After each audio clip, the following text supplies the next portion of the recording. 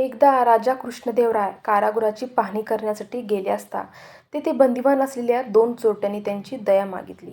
त्यांनी त्यांना सांगितले की ते घरफोडीमध्ये निष्णात आहेत आणि इतर चोरांना पकडण्यात ते राजाला मदत करू शकतात. राजा एक दयाळू शासक असल्याने त्याने आपल्या रक्षकांना चोरांना सोडण्यास सांगितले. परंतु राजाने त्याआधी एक अट घातली. त्याने चोरट्यांना सांगितले की त्यांचा सल्लागार तेनालीरामच्या घरात घुसून तेथून मौल्यवान वस्तू चोरू शकेल तरच तो त्यांना सोडून देईल आणि हेर म्हणून त्यांची नियुक्ती करेल. चोरांनी आव्हान स्वीकारले. त्याच रात्री दोघे चोर तेनालीरामच्या घरी गेले आणि काही झुडपामागे लपले. रात्रीचे जेवण झाल्यावर तेनालीराम बाहेर फिरायला आला तेव्हा त्याला झुडपात काही खडखडाट ऐकू आला.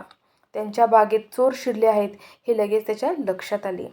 काही वेळाने तो आत गेला आणि त्याने आपल्या पत्नीला जोरात सांगितले की मी 2 चोर पळून जाताना पाहिले आहेत, त्यामुळे त्यांना त्यांच्या मौल्यवान वस्तूची काळजी घ्यावी लागेल.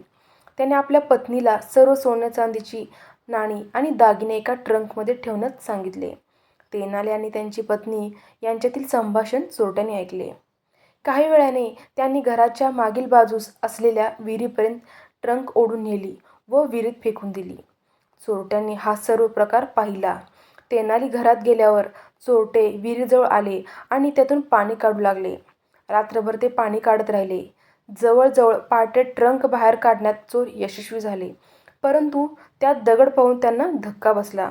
तेव्हा तेनाली बाहेर आला आणि रात्री चांगले झोपू दिल्याबद्दल आणि झाडांना पाणी दिल्याबद्दल त्यांचे आभार मानले.